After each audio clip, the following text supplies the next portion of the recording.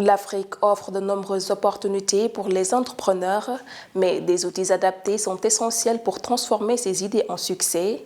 African Business Information Bank, fondée par le Camerounais Tumenta Kennedy, joue un rôle clé en proposant des solutions innovantes en matière de synchronisation, traçabilité et certification.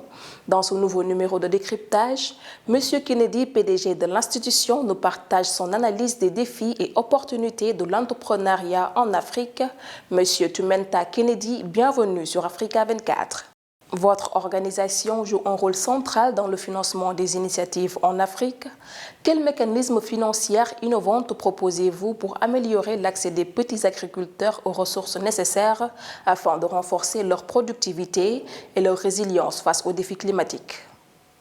Mais je pense qu'aujourd'hui, les problématiques des petits exploitants, c'est une problématique de souveraineté nationale. Beaucoup de produits financiers sont adaptés pour financer les grands exploitants et oublier quand même les petits exploitants. Aujourd'hui, je pense que ce qu'on doit faire et on continue à faire, c'est de repenser le système agricole, le système agroalimentaire.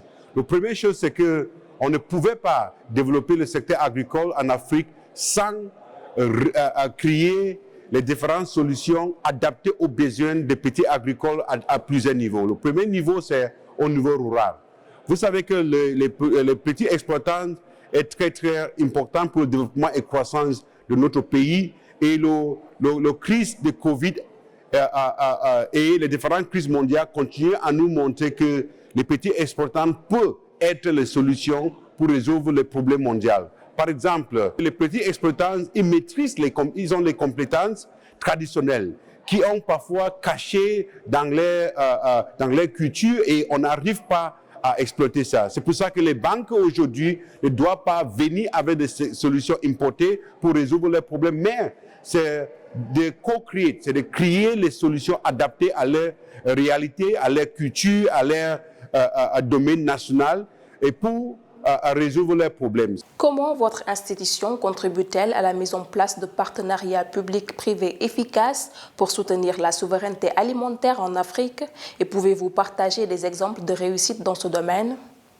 Moi, je pense que le partenariat public-privé, c'est ça la solution. L'État peut vite créer des règles, les cadres institutionnels, les cadres incitatifs pour aider que le secteur privé vienne, mais les compétences et le financement peuvent seulement être amenés par le secteur privé. Ce qu'on fait aujourd'hui, c'est qu'on a développé un modèle de consortium parce qu'à l'époque, on voyait des partenaires de réalisation qui viennent gagner le projet pour réaliser le projet dans notre pays.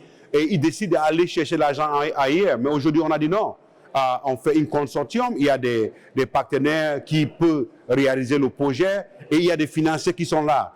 Maintenant, il faut qu'on travaille avec l'État, de nous créer des cadres appropriés pour nous faciliter le travail avec les locaux. Quand on dit partenaire public-privé, à l'époque, on pense que les financiers travaillent avec l'État, mais aujourd'hui, on doit travailler avec les partenaires locaux. Avec l'émergence de solutions numériques, quelles initiatives votre banque développe-t-elle pour intégrer les petits exploitants agricoles dans le système financier formel et leur offrir un meilleur accès au marché?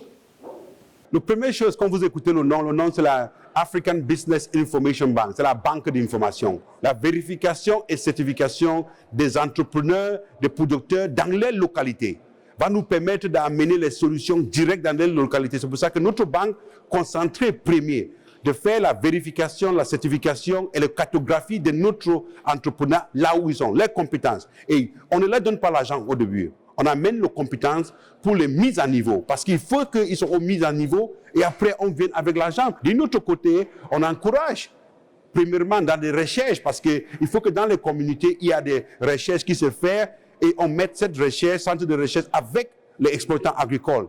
Et on fait que les jeunes qui sont dans les centres de recherche travaillent dans les stages au terrain avec cette personne qui sont là. Et là, on fait venir les intelligences artificielles, par exemple les drones, les systèmes d'irrigation, à ce que les Anglais appellent Precision agriculture, les precision agriculture, les technologies de précision. Et cette technologie de précision fait que on sait le changement climatique, dès que ça change, on sait combien de gouttes d'eau qu'on doit envoyer.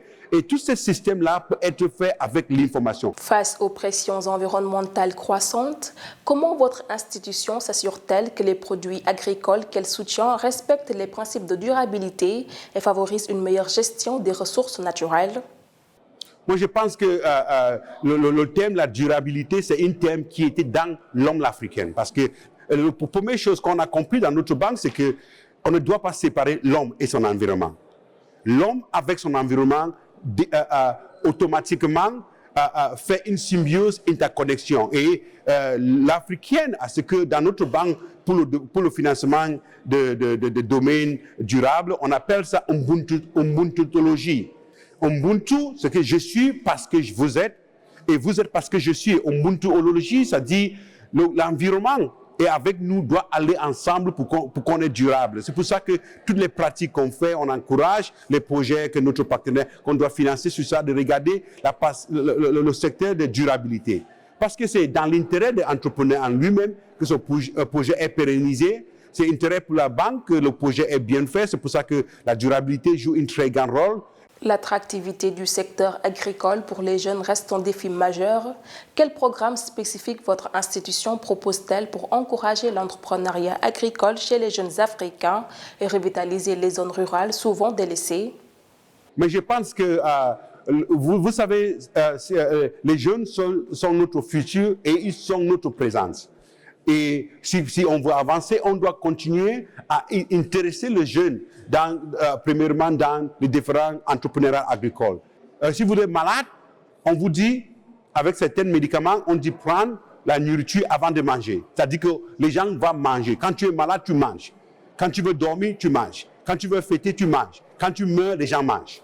C'est pour ça que l'agriculture, l'entrepreneuriat agriculture est très, très important pour les jeunes. Ce que je dois leur dire, c'est on a des programmes. Le programme, c'est le mentoring, l'incubateur, les formations. Les jeunes doivent commencer à avoir les formations professionnelles dans le domaine de l'agriculture. Toute cette formation qu'on a partout en Afrique, littéraire dans les administrations, ne va pas nous donner. La plus grande chose, c'est qu'on investit dans le domaine de l'agriculture, mais on n'a pas de techniciens.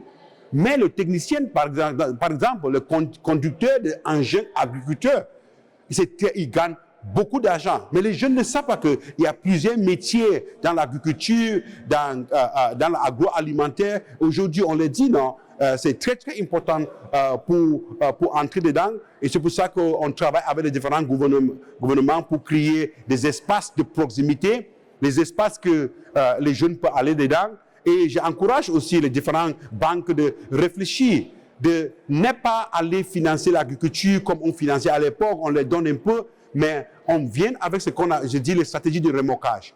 Monsieur Tumenta Kennedy, merci d'avoir répondu aux questions d'Africa 24. Merci à vous de nous avoir suivis. Retrouvez votre programme en replay sur MyAfrica 24 et africa24tv.com.